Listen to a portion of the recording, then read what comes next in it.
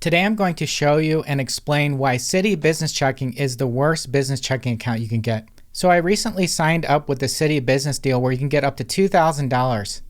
So I signed up with this one here, and I intend to put in $5,000 and get $300. All I have to do is sign up with the Citi Business Analyzed, Streamlined, or Flexible Checking between January 10th and July 8th of 2024. By the way, this bank bonus deal has been extended.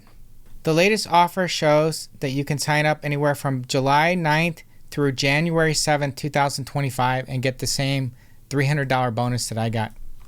And within 20 days, all I have to do is deposit $5,000 or more and then keep the money there for 60 days. That's a 6% return. The 300 on 5,000 is a 6% return for just 2 months. If we were to annualize that and do it 6 times a year, that's a 36% return, and that doesn't even factor compounding. So that's a pretty good return just for keeping money there for a little while. So that's my reason for doing this. Now, Citigroup's going through a lot of problems right now. They just announced another 300 job layoffs, and this is in addition to 20,000 jobs that were laid off recently or intend to lay off. They're hiring new executives. This executive here was one of the top guys from JP Morgan. It says JP Morgan's top deal maker has joined Citi. So they're trying to change things, but they have quite a few issues that they've had. For example, in 2020, which isn't that long ago, the Office of the Comptroller of the Currency assessed a $400 million civil penalty against Citibank.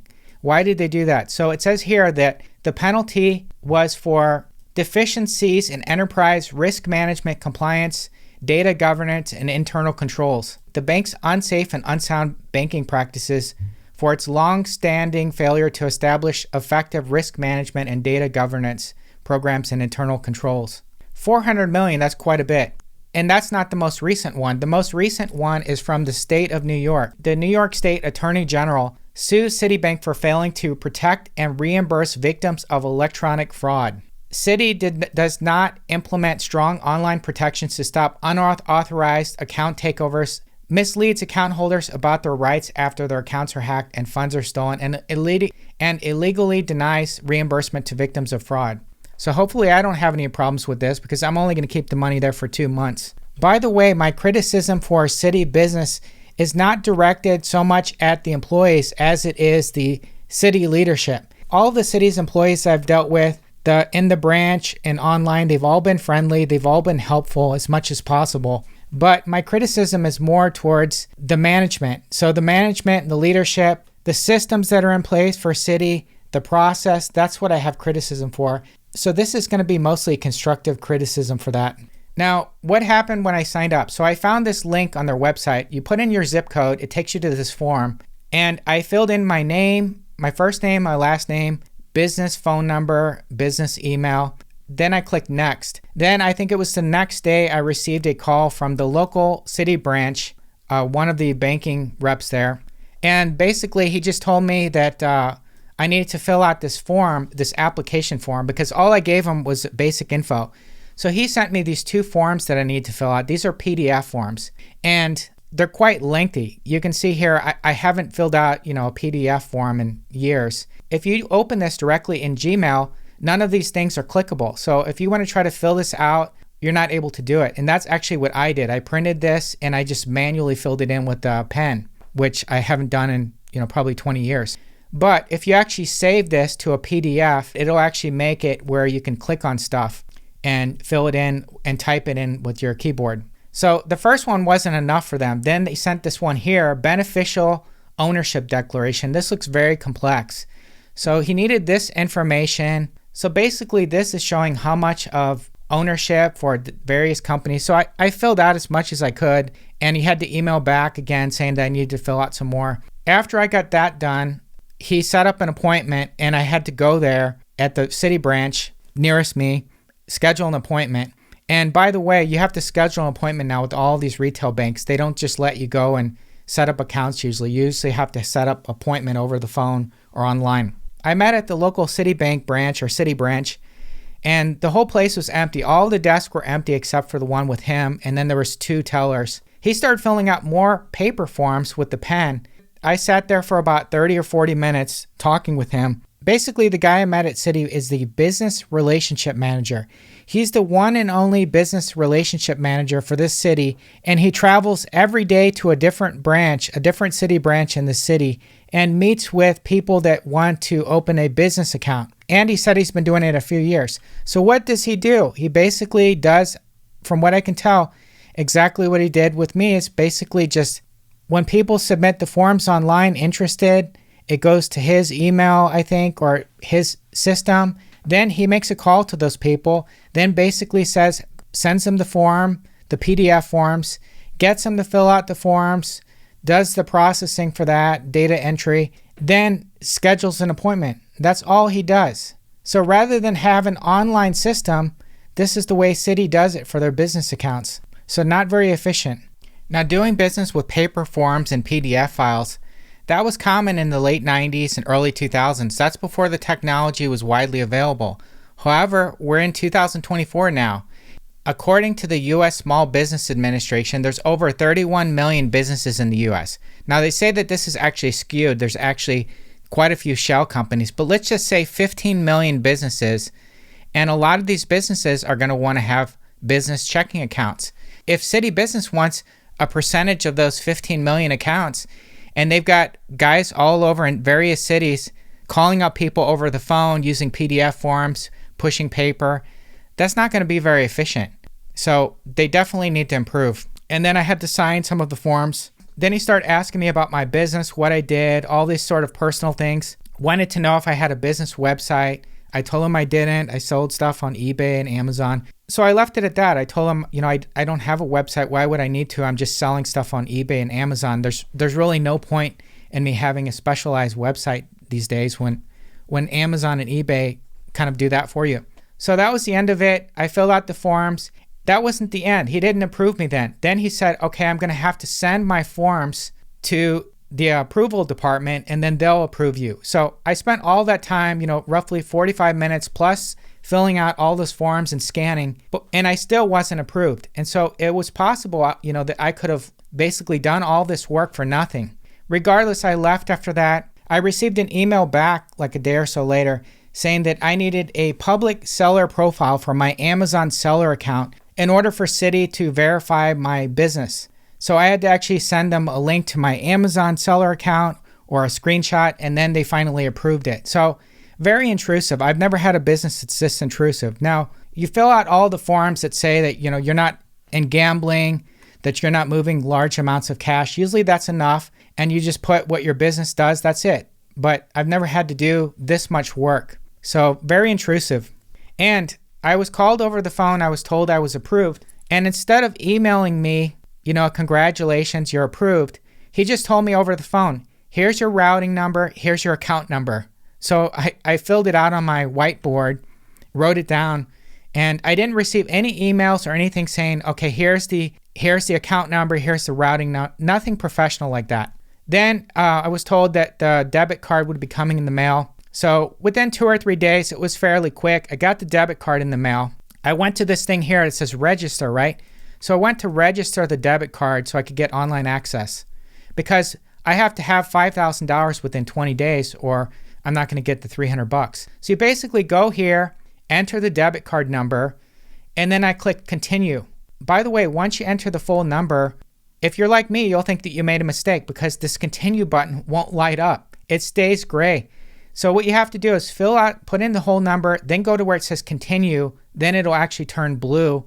And so that's kind of a problem with their interface. That looks very bad. So I clicked this, and that wasn't it. Then it asked for a PIN number, and I was like, okay, nope, there's no PIN number. I never set one up. So I called Citibank. I called Citi customer service number on the back of the card. They said, we're mailing a PIN number out. It should get there within 2 or 3 days. You need the PIN number to create the account. So sending the debit card wasn't enough. Then they sent the PIN number, and I just got that, eventually got it set up. So I went to log in.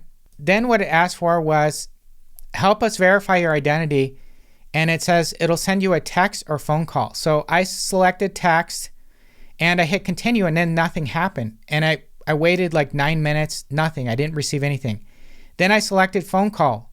Waited 6 minutes, 9 minutes, nothing happened. So I called customer service again. They asked me, is the phone number that you have down correct? And I said, well, I looked at it right here. You've got asterisks over the first 6 numbers. So I can't really tell. I don't know that it's correct or not. You guys have it, masked out. I spoke with one customer service yesterday and he said, we can't actually send you the verification code via the text or phone number until 14 days have passed for security. Okay, that's what a guy said the other day.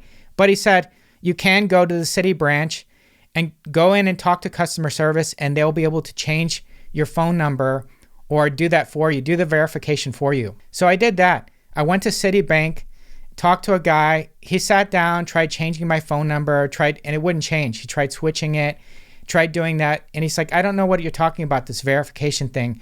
I don't know how to do that here. So maybe it'll take a few days or something. So then I called back again today, customer service. I said, how do you do this? I tried it again. I'm like, why? I can't wait. It's been about 14 days since I've opened the account. This promotion, I have to have the money in there by the 20th or the deal's off. So she said, what is the number that we're sending to? Is it correct? And I said, well, I can't actually tell you if it's correct or not because you've got asterisks for the first 6 numbers. So she started looking into it. I said, this is the number. I gave her the number. I said, this is what the number should be. She looked into her records and she said, oh, the number's off. I said, which one's off? She said, well, the area code's off. One of the numbers in the area code's off. So I spent all this time, roughly 2 days off and on throughout the day, trying to get access to this because of the stupid data entry that was done because of their poor interface and their poor system. The fact that they're still using papers and PDF forms and re-entering things manually with data entry. This is the reason I got all this, because something that the guy entered likely was different than what I had written down. And the funny thing is, they sent me a letter yesterday from Citi, and it actually shows the correct number on there, but somehow they entered something in the back end. They entered it wrong. Anyways, the girl today said it would take probably 2 to 3 days to update, but luckily I waited about an hour. I did it. I was able to get access. Now I have access to online. This one's kind of funny. When I called Citi customer service, the number on the back of the card, Citi Small Business Customer Service, this 1-877-528-0990. They did not know that they're actually business. When I called this number, they picked up and they said, oh, I'm sorry, sir. They asked for my debit card number. After I gave it to them, they said, oh, I'm sorry, sir. This is a business account. We need to transfer you to a business. And I said, this is the number on the back of the card. Is this not the correct number? Then she proceeded to give me the exact same number. And if you know the name of the movie you'd like to see, press 1. Come on. Using your touch-tone keypad, please enter the first 3 letters of the movie title now. You've selected Agent Zero. If that's correct, press 1. What? This happened probably the first 3 or 4 times that I called. And then after that, they must have entered something in their system. Then after that, when I called up, they wouldn't try to transfer me to business. They would recognize themselves as business. And I think it had to do with my phone number being listed on their regular checking account, the consumer checking account, and the business, the same number. So maybe that's the reason. I don't know. I've never had any problems anywhere else. Here's another thing I noticed about the number. One time I called and it was near the end of their business hours. When I called, she said, oh, I'm sorry, sir. That's a business account. Business hours are Monday through Friday, 7 a.m. to 11 p.m. So this number that I called, I believe it's sort of a generic number at some level. This number is very confusing because when they answer, they act like it's a generic customer service number. But if you look at the other customer service number on the back of the regular Citi checking account, it's a different number. Yet the operators will act like it's regular or business depending on, I guess, how many times you've called. So that's pretty weird. Okay, now I have access to online and I actually have $50 in there. This $50 I actually transferred blindly through Fidelity. So based on the routing number and account number that the guy gave me over the phone, and I got a letter that shows the account number yesterday or the day before. So I sent it through Fidelity to this new account number, and luckily it showed up there today. And then now I'm going to send the $5,000 one that I did today, and I'll probably pull out this 50. But I logged in and it says routing number unavailable. So they're doing this weird security thing where they try to hide stuff. And I think that's their strategy to try to be better. But the whole company right now, especially Citi Business, is just a mess. So if you sign up, expect issues like this or mistakes to be made. And so I would definitely not recommend Citi Business. And I don't think they're paying hardly any interest rate. So the only reason I'm doing it is for the bonus, and then I'm going to close it down. But for a lot of people, this is not going to be worth $300 to go through all this headache. When there's other accounts like the QuickBooks Business, where you can set it up online, you never have to talk to anyone. You don't have somebody manually entering data entry, making mistakes. You do it all yourself. And I would recommend QuickBooks Money Online Business, which pays 5% APY. It only gives you, I think, a $5 bonus, but you don't have to worry about these mistakes, all the lawsuits, all that stuff. So anyways, that's my video. Have a good one. I did find out that the phone number error was partially my fault. It was actually my sloppy handwriting. There were 2 places on the form where you had to enter the phone number, and I entered the phone number and 2 of the numbers were too close together. They entered that into the system. That's why it was incorrect. But that just shows why you shouldn't rely on data entry and redata entry and paper, because people can make mistakes. Okay, now once I signed up initially, it took a while because of the phone error. So I actually did have a $15 service charge, which I had removed, but I had to call in right away. I had to call in to have it removed. So there's a $15 fee if it's below the $5,000 minimum for a certain period of time.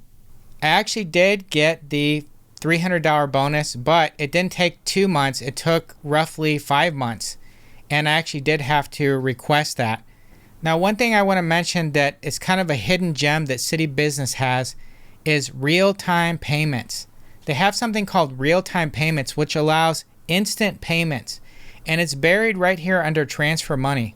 And if you go to wires and transfers and you go to add a new payee, you basically put in the routing number and the account number, and you can send an instant payment. And I believe it's 15 seconds. Within 15 seconds, I sent a payment. I sent a payment to Laurel Road. The first one I did $1, and I could see in real time as my $1 was being transferred from Citi Business to my Laurel Road checking account. And then I did one shortly after that, $1,500.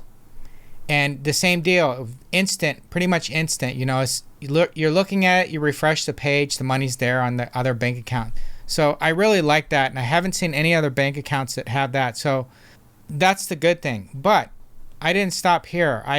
I wanted to send $2,500 total to Laurel Road because they have a deal where if you transfer over $2,500 a month, they give you a little $20 or something.